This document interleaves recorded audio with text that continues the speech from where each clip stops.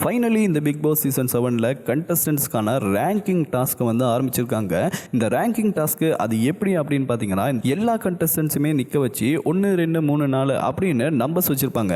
அதில் ஒன்றாவது இருக்கிறது யாரோ அவங்க தான் இந்த பிக் பாஸ் சீசன் 7ல் ஜெயிக்கிறதுக்கு நிறைய வாய்ப்பு இருக்குது. ஸோ அந்த வாய்ப்பு இருக்கவங்க தான் ஒன்றாவது. அதே மாதிரி வாரக்கிழமை யாருக்கு எலிமினேட் ஆக சான்ஸ் இருக்கோ அவங்க தான் கடைசி நம்பரில் போய் இருக்கணும். இதுதாங்க இந்த ரேங்கிங் டாஸ்க்கு.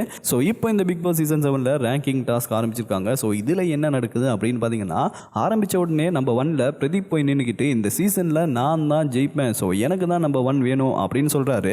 அதுக்கு நிக்ஷன் அப்படியெல்லாம் கிடையாது, நானும் ஜெயிப்பேன், எனக்கும் நம்பிக்கை இருக்குது, அதோட உங்களோட கம்பேர் பண்ணி பார்க்கும்போது நான் தான் மக்களை என்டர்டெயின்மெண்ட் பண்ணியிருக்கேன் அப்படின்னு சொல்ல, இதுக்கு பதிலுக்கு பிரதீப், நீ ஒரு பாடகனாக தான் இந்த வீட்டுக்குள்ளே வந்த, ஆனால் இந்த வீட்டில் நீ பாடினதை விட நான் நிறைய பாடியிருக்கேன் அப்படின்னு அவர் பக்கம் நியாயத்தை சொல்கிறாரு.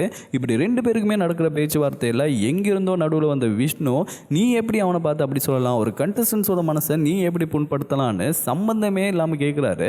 ஆனால் எதுக்குமே அசராத பிரதீப், எனக்கு தான் ஃபர்ஸ்ட் பிளேஸ் வேணும், அதே மாதிரி உங்களுக்கு வேணும்னா என்னை ஏதாச்சும் பண்ணிட்டு எடுத்துக்கோங்க அப்படின்னு ஸ்ட்ராங்காக சொல்லியிருக்காரு. இதை பற்றி நீங்கள் என்ன நினைக்கிறீங்க அப்படின்றத மறக்காமல் கமெண்ட் பாக்ஸில் சொல்லிடுங்க.